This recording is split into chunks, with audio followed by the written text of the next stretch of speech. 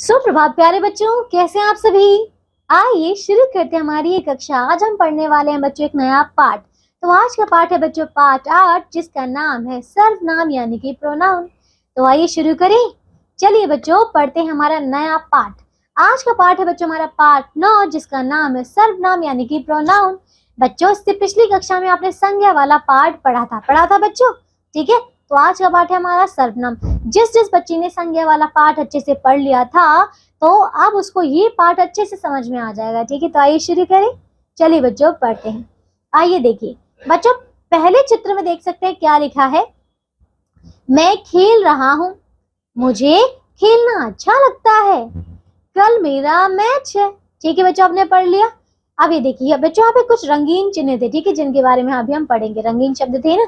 अगला देखिए, उसका नाम निकिता है, वह सितार बजा रही है, उसे सितार बजाना पसंद है, उसने अच्छा सितार बजाया। ठीक है बच्चों, हमने पढ़ लिया। यहाँ पर भी कुछ रंगीन शब्द थे।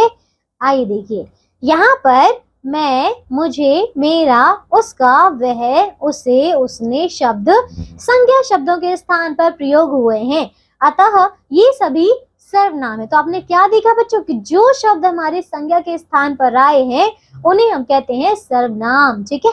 अब आते हैं परिभाषा पढ़ते हैं। जो शब्द संज्ञा की जगह प्रयोग किए जाते हैं वे बच्चों सर्वनाम कहलाते हैं, जैसे कि अभी हमने पढ़ लिए। कितने सारे शब्द थे, ठीक है। अब आगे, वाक्य में बार बार नाम के प्रयोग से वाक्य अटपटे लगते हैं। कैसे लगते हैं बच्चों? अटपटे लगते हैं। जैसे कि देखिए यहाँ पे, जानवी मंदिर जाती है, जानवी को मंदिर जाना अच्छा लगता है, जानवी के हाथ में पूजा की थाली है, जानवी एक नाम है। तो आपने देखा बच्चों, जानवी जानवी जानवी कितनी बार आया। क्या आप किसी व्यक्ति का नाम बार बार बोलते रहेंगे तो अच्छा लगेगा? क्या नहीं लगेगा। आप बोलेंगे कि राम ऐसा है, राम के घर में 2 भाई है, राम बहुत अच्छा पढ़ता है, राम सुबह इतने बजे उठता है, राम सुबह इधर जाता है। तो बच्चों राम कितनी बार बोलेंगे आप? तो ये अटपटा लगता है। इसीलिए बच्चों हमने उनकी जगह पर किसी और शब्दों का प्रयोग किया है, जिनको हम कहते हैं सर्वनाम, ठीक है। सॉरी।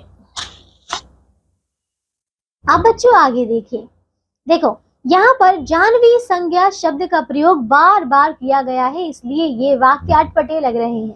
यदि इन वाक्यों को इस प्रकार लिखा जाए तो वाक्य सहज और अच्छे लगेंगे, ठीक है बच्चों। कैसे लगेंगे? कैसे? जैसे कि अगर बोला जाए जानवी मंदिर जा रही है, उसे मंदिर जाना अच्छा लगता है, उसके हाथ में पूजा की थाली है, ठीक है। तो अब यहाँ पर उसे और उसके जो शब्द प्रयोग किए गए इसकी वजह से हमारे वाक्य अच्छे लग रहे हैं, ठीक है। तो ये था हमारा पाठ बच्चों, हमने पढ़ लिया, हमने सर्वनाम को अच्छे से समझ लिया, ठीक है।